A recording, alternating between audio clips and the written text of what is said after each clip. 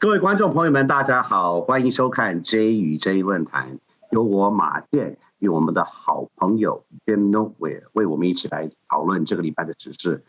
Jim, how was your vacation? Oh, it was absolutely wonderful, Jimmy. And let me just take a minute, since you asked, to describe. I was fortunate enough to go to California, Monterey specifically, Monterey and Carmel, to attend the wedding of my nephew, my brother's son. And my family and I always use events like this as an excuse for family reunions. And so the number one benefit was to get together with my family, to have my adult children get together with their cousins, grandchildren here and there, and pass on the whole family culture, everything. That's absolute number one. Number two was it was nice to get out of the Texas heat and get away for a while in a completely different environment. And one of the things, this is not an example of traveling abroad, although California is a very different place than Texas. One of the things I always value about traveling internationally is when you get outside the United States, it's like an out-of-body experience. You look back at the United States and you see the United States through the perspective of where you are. And I had that sense. So it was nice to be detached for a while and look at things through different perspectives and listen to all my family in California who have different political observations, different social observations, different, I won't say different value systems, but different ways of looking at things. So that it was great to get away, even for a few days, and to be able to decompress. And then third, of course, was the food. Absolutely wonderful, and I overate, and it's taken a while to work off, another week to work off the pounds, but I bleed guilty and I would do it all again. And so I'm not apologizing to anyone, not even to myself. But what it really brought in, and you and I were talking about this, it brought to life the concept of work-life balance. And the importance of putting things back in balance, because you and I and almost everybody that we deal with, including our spouses, are type A personalities. And we work hard. We feel responsibility to the people we deal with and to our futures. And so we're always investing time. We're always serving a greater good. We're always serving others. And not that that's wrong, but sometimes we push things to excess. And one of the things about maturity that I've learned, maybe more mature than I like, but that's okay, beats any alternative, is to get things in better balance. And there's a certain wisdom. I do a lot of business with Jewish people and people in Israel. And one of my Jewish friends from Eastern Europe, speaking Yiddish, told me that the definition of a wealthy man in Yiddish, in Jewish culture, is one who is satisfied. And the more you think about that, the more it means, and sometimes simple satisfaction is hard to attain. We're always looking for the next challenge, the next goal, all of those things. In most every walk of life, and certainly in the business world, political world, everyone's looking for what comes next. But sometimes it's useful just to take stock of where you are and hold where you are. So anyway, it was a very, very nice experience. I'm sorry to take all this time. No, I love hearing this. I was so envious, but there's many things that you said that resonates and is very interesting, especially for the majority of our audience. There's not much difference between people from different countries or different cultures. When you talk about family values, getting together and food, that applies to, I don't care where you're from. And the misconception for a lot of Chinese Americans or Chinese is that our society, that the United States, that Americans are not as tight-knit, but that is not true. But what you said, that's what we look forward to. That's what everyone looks forward to, is to get together with family to recharge so you could go for a longer road. And that family is important, and that family value that you share is important. Even if everyone has different perspective on politics, on economics, on worldview, but that value, that tie, that bond doesn't change. And it's important that we connect and share things together. That applies to everyone. So there's not that much difference as we think or as the media portrays. Secondly, what you said about work-life balance, different generations has different take on it. Type A personality and responsibility and duty, and it's that it's your self-regulation where you have that weight on your shoulders where you need to, that ethic, that discipline. Mm-hmm. Now, I don't like to say this, your generation or my generation, but the generation, the fact you grew up on a farm, the fact that you experience what it meant to have nothing and to accomplish what you have, also meant that you were not satisfied, because there's a hard balance to stop and smell the roses, stop, or to enjoy it while you still keep going. That is the balance that everyone is still trying to achieve. But in this day and age, especially in the headlines the last few weeks, whether it's Simone Biles from our own Houston, from Sugar Land, where her own mental health, taking care of herself, to Naomi Osaka, these are now more commonly accepted. Now, I applaud that, because these are folks that have accomplished a lot, but yet they're still being attacked on social media, which is unacceptable, because how could you judge somebody else? It's easy to fall into that hole and say, well, you're in the Olympics, you let your teammates down, or you're making all this money. Always, there's the difference between us and, say, the former USSR or or Communist China from 20, 30 years ago, where you're an athlete that you're trying to gain glory for your country with disregard to your own personal well-being. But now that has changed. Even in China, they have recognized that now, that you have to value each. And that's what an advanced society, that is what a society that is truly advanced and fair, that every person matters. You cannot sacrifice yourself for the country just for athletics glory or for that gold medal. So what you said resonates very deeply, especially during this time. Isn't it sad, though, when you look at Olympics, that so much politics is involved now, that the need to have the highest medal count? I don't know if you follow, I doubt you do, but in China, in Asia, because the Olympics is in Tokyo this year, there's so much controversy regarding whether this athlete won a gold or silver or bronze. Winning a medal is hard enough, because for every gold medal winner, there are thousands that did not make it. They didn't even get into the competition. They didn't even qualify. Yeah. But a lot of athletes have a lot of physical injuries and mental stress, and the sacrifices they made. And we really need to learn to applaud all of them, whether they win or not. And the ones that choose to take care of themselves first, we have to give them a chance, because U.S. gymnastics has went through a lot of problems in the last 3 decades. We know what happened. We know the atrocities that's committed toward these little girls.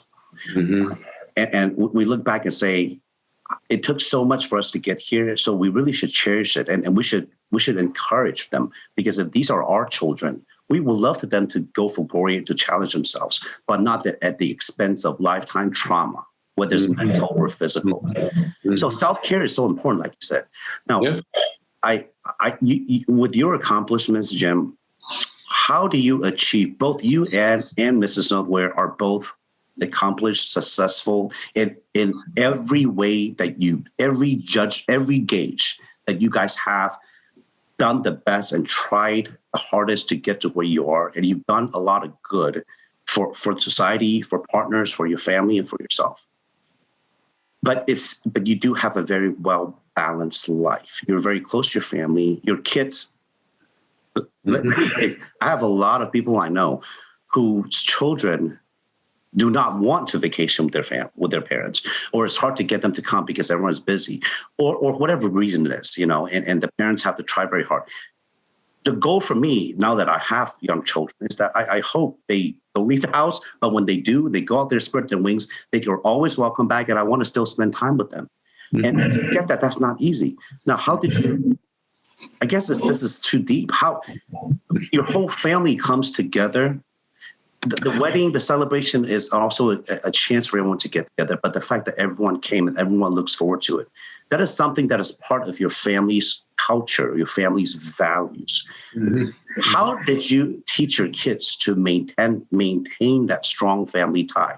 The reason why I ask is for a lot of our audience, for Chinese Americans, they had always seen that they think the image of America is once you turn 18, you're out of the house. Parents are not responsible for them, get a grant or a loan, and that every family is different, that there's not a strong tie, like, ancestral ties, right? Your family name. But that is actually not true. I don't know where they came from. Not so. No. So, well, thank you very much for your comments. It's wonderful to hear you say those things and appreciate it.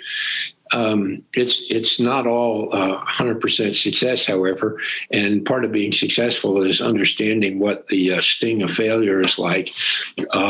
But you have to take a step back and have enough confidence in yourself and your own fundamental values that when you do experience failure, you use it as a learning experience, and you have enough fortitude to go on and try again. There's an old adage that says it's not that you are knocked down that's the problem. The problem is if you don't get up again. So you have to, and that takes a lot of strength and all of that. But to your point about raising children, I think one of the reasons that people have, I'll get to that in a moment. I think one of the reasons people have such difficulty with work-life balance is what I call stress. And to me, the definition of stress is unresolved conflict. There is conflict in everything we do. In business every day, we have to balance things. We have to make trade-offs. We have to tell people no. We have to make unfortunate decisions. And again, a lot of that is the result of things not working out. In other words, they're day-to-day failures that you have to get on. So, but if there is stress and it's not resolved, it will eat away at you and it will undermine everything, including your very values, your own self-esteem, etc. So, and athletes, and you use the Olympics as a good example, understand the difference between good stress and bad stress. In business, we understand the difference between good stress and bad stress. Okay. And so good stress is challenging yourself, is having very high ideals and integrity and sticking with it. Bad stress is getting yourself into situations that you can't get out of. You back yourself into a corner, overreaching, having expectations that can never be met, making promises that cannot be kept. It takes a lot of discipline and, frankly, wisdom to know when you're going beyond your limits. And it also takes a discipline to know when, the adage, never give up. Well, that's actually quite unrealistic. Sometimes the wisest thing to do is give up. In real estate, we have a saying, sometimes the best deal is the one you didn't do. And so it always doesn't make sense to keep on, to keep pushing. The definition of burnout is not just that you're tired. The definition of burnout is becoming exhausted in doing what you're doing, but then continuing on and continuing to fail, which then requires you to exert more energy, more stress, more resources. But if you're not doing them correctly, or you enter already exhausted and frustrated and in a bad mood, you will cycle down. That's what burnout is. And the hard part is to get out of that negative cycle. And frankly, sometimes the best way to do it is to appeal to other people for help. And to be big enough and strong enough and say, I need help. And help can mean anything. It can mean just emotional support. It can mean financial strength. It can mean looking at things a different way. It can mean simple friendship. And there are organizations that are set up for help. And the other thing that comes is, frankly, just honesty, transparency. For instance, thankfully, I've never had a problem with substance abuse of any kind. I never want to. I stay away from dangerous things. But I have had many friends who have gone through Alcoholics Anonymous. And the very first thing that they say, you must admit, not just to yourself, but to your support group, which may be your family, friends, that you have a problem. And if you can't admit that and acknowledge that, you cannot solve a problem that you don't recognize or that you can't deal with. So everybody has challenges. Everybody has problems. And but sometimes there's another old adage that doesn't kill you makes you stronger. It's like resistance training in the gymnasium. So anyway. Absolutely on point. Absolutely. Because before you even said substance abuse, I was going to bring that up that in my industry, in investment banking, there's a lot of burnout. Yep. Everyone that gets in here knows to make it to a certain point, you have revenue stress, you have to make deals, and to admit that you need help, whether it's in business, in professional life, or yourself. That is a very hard step. As human nature, human beings, as people that have strong drive, it's very hard to admit that. Yeah. And how to reach out for help and who to ask for help is also something that you live and learn as you go. Mm-hmm. From failure, that's how you learn. Substance abuse, like you said, we are fortunate. You know, you know what? I do have a problem with eating. I enjoy food too much. I don't have the discipline like you. I don't know if our audience noticed, you've lost a lot of weight in the last year. Most people gain weight during the pandemic. You went the opposite way and lost weight. That shows discipline. You're losing weight for your health, for to feel better, to feel good. I haven't been able to. I love food. When I'm stressed, I eat. Luckily, I never had a drinking problem. And like you said, a lot of people do, whether it's prescription drugs or drinking or whatever it is they use, or sometimes they end up midlife crisis or whatever it is and put undue financial stress by buying multiple collectible cars or wine or watches, whatever it is. Those are all abuse in a certain way. Yeah. So how do you mitigate that? It's like you said, reaching out for help, self-recognition. Self-awareness is one of the first parts. Mm-hmm. So this comes down to something else that I don't know if it applies. I think for the younger generation or for the newer generation here in America, mental health, counseling, therapy is now more widely accepted, and it is a necessity. It is a medical issue. Mm-hmm. Now, however, growing up, when I was younger, that is a no-no. Oh my God, if you go for counseling, you're supposed to go for counseling before it becomes a problem. That's what most people don't realize. So if you go to counseling, if you're going to divorce, then you go counseling, it's too late already. Yeah, it's too late. And while it's still repairable before it breaks. Whether it's relationship or professional or financial, counseling and therapy helps you think it out, helps your relationship with family, with everything. I didn't believe that before until turning to Christ. I don't want to make this about religion, but the fact that you have a conversation with God, the fact that our church provides therapy, whether it's Christian-based or not, that makes you feel safe and that you know that you could talk about it.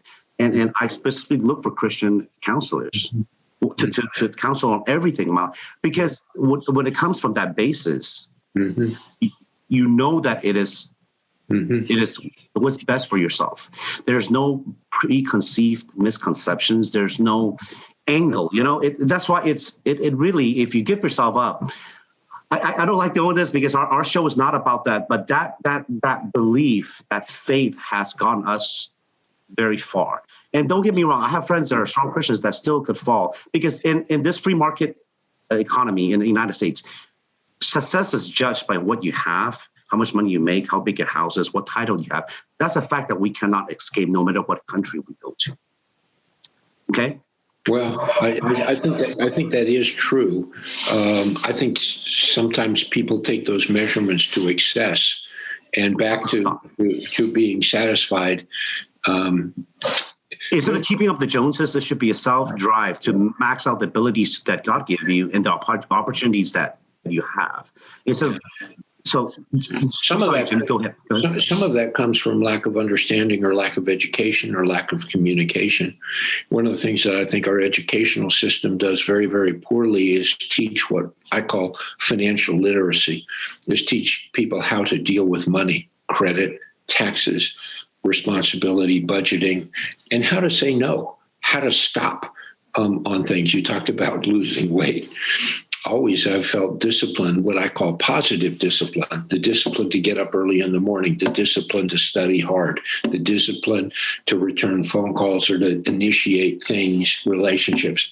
But sometimes there's what I call negative discipline, the ability to stop, the ability to say no, the ability to, what somebody once told me, the key to a successful diet is what the exercise called push away. Push yourself away from the table when you've had enough to eat. Stop. That's a whole nother layer of discipline that I think a lot of people don't have. But the other thing you said, Jimmy, that comes to it is, and it's a very important concept in business and in politics, and that's one of transparency, that of reporting and being honest and having integrity. It takes, many people think being too honest and offering too much disclosure is a sign of weakness. Ironically, it is a sign of strength, because if you can communicate things that are difficult or maybe problems, and you can still proceed forward, that is a great sign of strength. I know people around the world look at the United States and they say, oh, you have all these problems, this, that, the other thing. Well, it's true, we do. But by putting them out there, we show that we are attempting to solve the problems, and we are inviting people to help us, whether it's other Americans or people around the world, whatever the nature of the problem is. A lot of this comes in the financial world, but it can come in other social relationships, international relations, whatever that may be. But transparency is very, very important. And I love it, because transparency and being open, when you say truth, how do I start this? Look, that will come, I think, with more seasoning and going through life with failures, because I had always thought being honest and truthful works, which does in certain ways. Mm-hmm. But don't let that truth, don't hold on to a truth or let emotions take over. For example, on our very show, Between Me and You, I have really been very emotional, because to me, that is my truth, where we get to the point of being unreasonable, where I was unreasonable and there was no point of, because we're talking about something that really we have no control of. Mm-hmm. So that truth also means that you have to be able to express and communicate, like you said, in a way, and be open-minded and be receptive of everybody else's ideas. Mm-hmm. What is going on? What to me, the big difference with our society now in the last decade, or perhaps two, or maybe even three, is that this divide is wider and wider, because with more media, more social media, and with each political party using that divide, right, being more and more extreme, creates such a spasm, it creates so much anger and misunderstanding. There's no more middle ground. There's no more discussion, where it gets so bad, where there's absolute truth now. There's nothing in this world that needs to be absolute except for your faith to God and the love for your kids and family. I mean, it's just really, really hard. And I myself admit that I make that mistake. But when you talk about that makes me reflect. The fact that you have the compassion and empathy and, most importantly, patience to continue to have the discussion, perhaps because you've raised successful children and you've done a lot of business deals. One adage that I have to mention earlier also is that I don't take clients that I feel like I don't get along with. because there's a lot of deals to chase in this world, a lot of money out there. But if I want to be fully transparent and open. And if I feel like I don't like this person or this person is, it doesn't mean the person is wrong or right. It's just I would not accept someone as a client when I know. There's an 80-20 rule in our industry. You don't want to spend 80% of time on that 20% of clients that are the most difficult. You're supposed to give your time to the people. So, but it has held out well for me, fortunately. Because in investment banking, there is a lot of things that don't get done, and there's a lot of lawsuits going on. And I have never been sued. I've never been reported. I take pride in that. Not because I give in. I do it right. It's because I pick and choose who I get along with and who are receptive, who I'm receptive, because it's myself also. Don't force yourself, to take every deal, to chase everything. And there are some colleagues or friends of mine that will not leave anything on the table. Well, past experiences, when you do that, you give yourself undue stress and expectations that you cannot fulfill. And that never works out well. No matter how much money you think there will be there, it never works out. No, sometimes the wisest thing to do is to leave a little money on the table. Walk away. Walk away. That's always is to have the ability to walk away. That's the hard part. That's always your strongest position. But sometimes it's wise to leave a little money on the table so the other guy comes away feeling a little bit better of things. And that comes back in terms of relationships. It really does. Really does. So, Jim, let's admit it.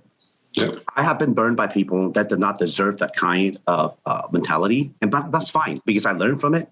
You could fool me once. Now I know who are people that you have, that you trust, who you could give that to. Because not everybody's like this. You will get burned. But through your career, you learn from it.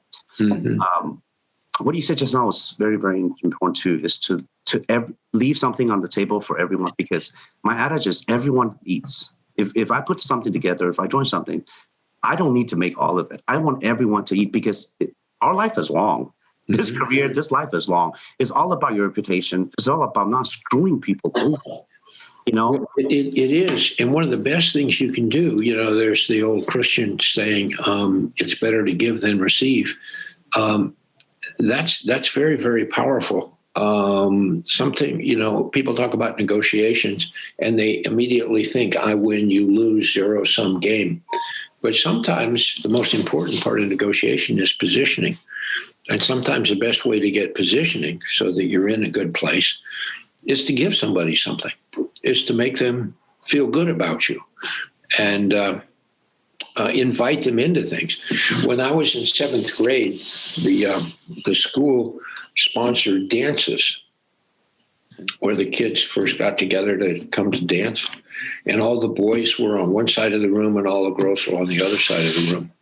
And everybody waited for somebody else to ask them to dance. Well, I figured out if you wanted to be popular, the most simple thing and the best thing to do was to go ask somebody else to dance. Took a little courage.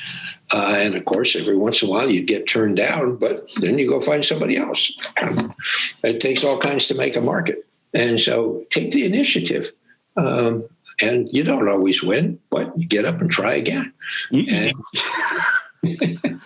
don't get to have to get the wife of your dreams, the love of your life, without bravery.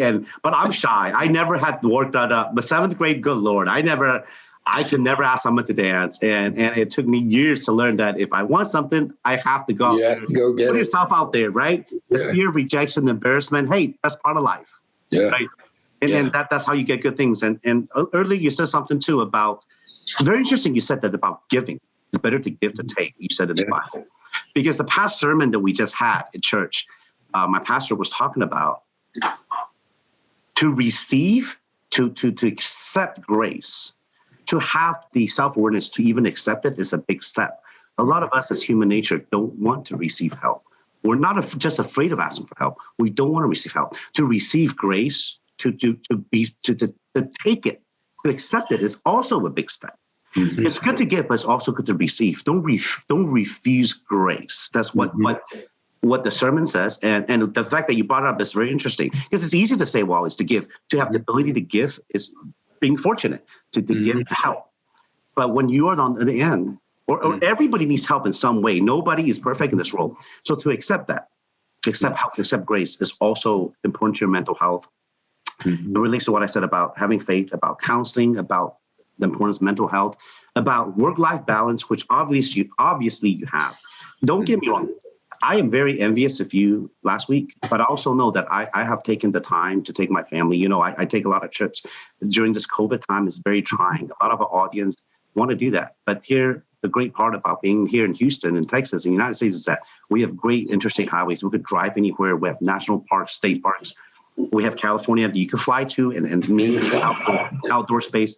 So we're very, very fortunate than other people that are locked down. For example, in Vietnam, they're complete lockdown. You know, you cannot even go on the street. Even Australia. Yeah. Yeah.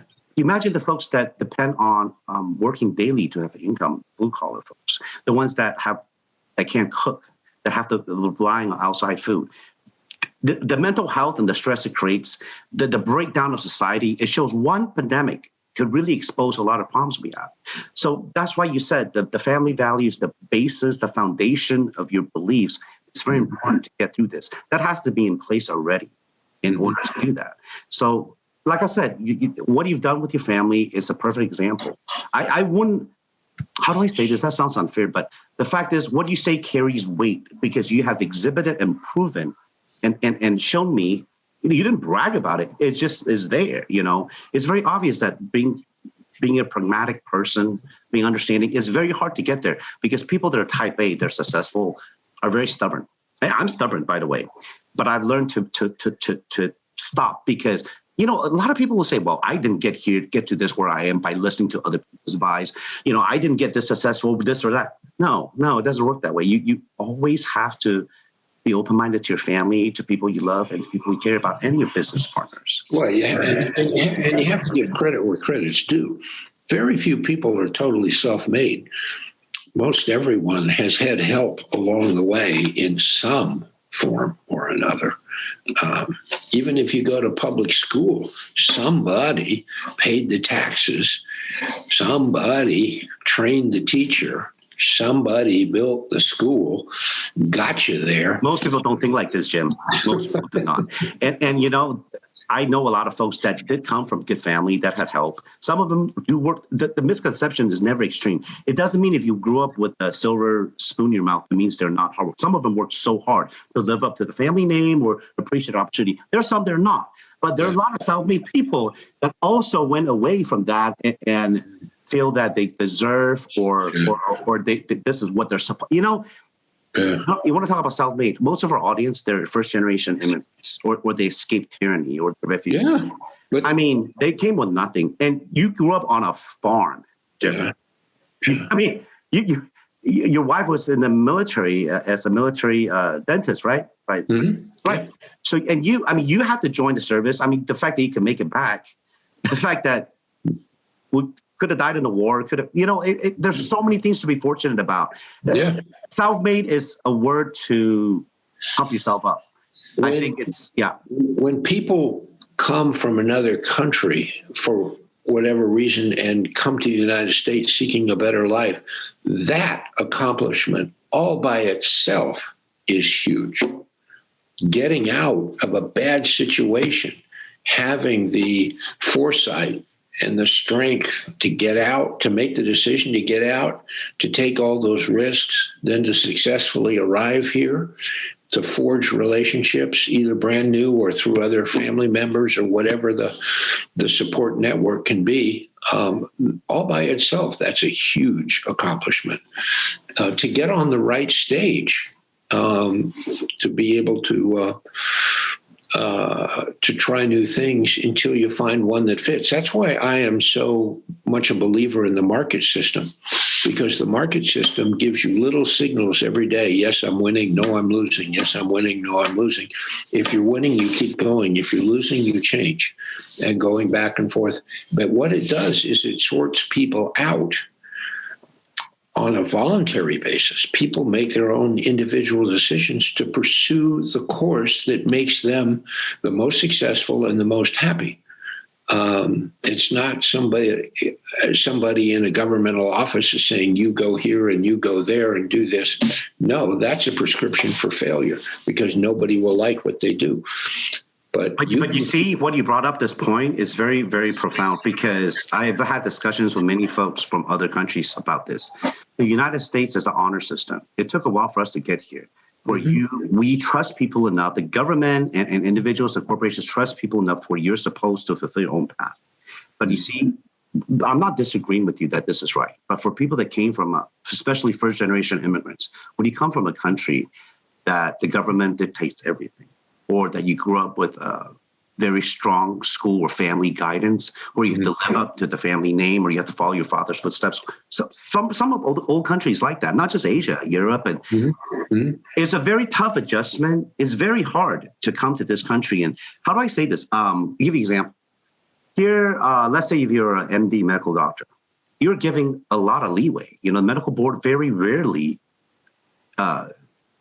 kick out somebody, one of their own. They give you so many chances because there's the honor system. They believe that, hey, you could have made it in medical school and you could practice. But because I just saw a documentary, I watched it and I read the book about Dr. Death, the gentleman in Dallas that basically crippled and paralyzed, 20, 30 patients before he was finally prosecuted. Doctors protect doctors. But to me, it's about what you said. It's about the honor system where you're supposed to have your own path. You're supposed to know your duty. That trust is gained throughout, our nation's history. But if you came from somewhere or somebody that has really bad intentions, it also is a problem. Of course, that's a small example. So the argument there is that, hey, why is there not more oversight? Why is the medical board, the government? But how do you achieve that balance is a discussion that we'll always have. Because it's never going to be perfect, right? No, there's never perfect. And you have to be careful that you don't unrealistically strive for perfection. You have to strive for the proper balance. But going back to what you said earlier, is that what's great about nation is that we keep discovering and learning and growing throughout the years. And that this is not the same nation from the 70s during civil rights movement. It's not the same from the 90s when, now it's more and more, and we know the wrongs, and because we have competing media, because we have free press, because our nation has a conscience, and also very importantly, a lot of us are people say it's a negative, but the Christian faith really allows us that when we do something, just because no one knows or no one sees, doesn't mean there's somebody up there that's judging. That is a self-governance that we have to have. You laugh, but I tell my kids, I tell myself, hey, you could do this, no one will see, no one know, but God knows. So you better have a better standard, because you'll be judged at the pearly gates of heaven and not by your fellow men. So please be conscious. The definition of integrity is what you do when you're alone. That's absolutely. And you have definitely showcased what integrity honestly means. Throughout our last year, throughout this really ugly election, and all the social media, all the things that poisons our mind. Speaking of that, I have a couple of good friends that are my age that are prolific social media users. And that's how you communicate with a lot of friends all over the world. And they have soared off in the last few months. I have multiple of them that said they're off social media because it's so toxic. We talk about keeping up with the Joneses. It's insidious where you don't even realize it, where you see people do this or do that, or you get caught up. So social media, it is good. It creates closeness, free flow of information, but it also has so much negativity that we have not come to yet. It distorts people's behavior. My children are the ones that told me, Dad, don't get involved in a lot of this social media stuff. You lose your privacy. And I'm very concerned about what a lot of young girls are going through in this whole cancel culture, the whole value system. The beauty of being old-fashioned like we are, number one form of communication to me is sitting beside somebody, usually over a meal, and talking with them directly, because you not only hear the words directly, you see the expression on their face, you can look in their eyes, you can communicate in feel it. Words, and you understand what's going on around them and you together.